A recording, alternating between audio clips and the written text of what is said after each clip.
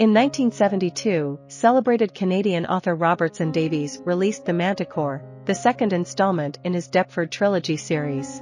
Revolving around the son of a key character from the initial series entry, The Manticore delves into the struggles of an ostensibly prosperous yet emotionally hindered middle-aged man as he grapples with his larger-than-life father's demise through the complexities of Jungian analysis.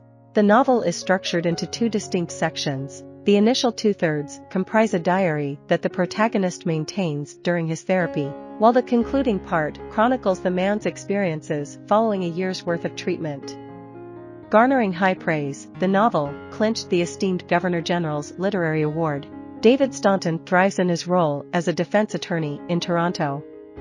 His personal life might be lacking, but he copes with any resulting negative emotions by resorting to excessive drinking.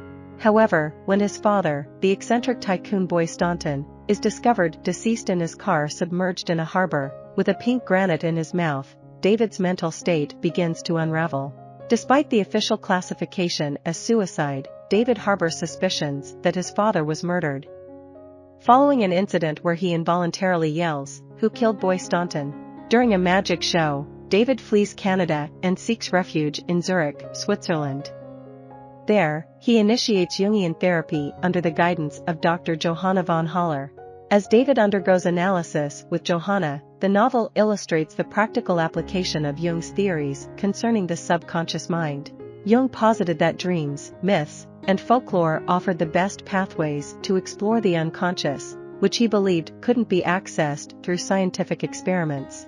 Instead, the unconscious realm had to be approached indirectly, extracting meaningful symbols from someone's imagination. Jungian analysis seeks to confront one's own subconscious, leading to the development of a complete individual, a self that embodies the archetype of wholeness and the regulating center of the psyche. Through his dialogues with Johanna, David embarks on the journey of unraveling how the individuals in his life have shaped his sense of identity. He gradually comprehends that his near absence of sexual experiences is linked to his father's dominating sexual appetite, even orchestrating David's initial sexual encounter. Concurrently, he confronts his hero worship of his father, which has hindered him from accepting the idea that his father's death was a suicide. David also reflects on his relationship with his fragile yet beautiful mother, Leola, who passed away during his teenage years. Despite her love for Dunstan Ramsay, the narrator of Fifth Business, the series' inaugural novel, Leola married Boy Staunton. David contemplates the notion that Dunstan could have played a paternal role in his life due to a potential affair between Leola and Dunstan, hinting that David might actually be Dunstan's biological son. Johanna's therapy delves into other pivotal figures in David's life, categorizing them into male and female influences. The female influences bear a negative hue, encompassing his manipulative sister Caroline, his lost love Judy Wolfe, and his governess Nettie. On the other hand, the male figures represent surrogate father figures, including Dunstan, his high school moral teacher Father Knopwood, and his Oxford law mentor, Don Pargeter.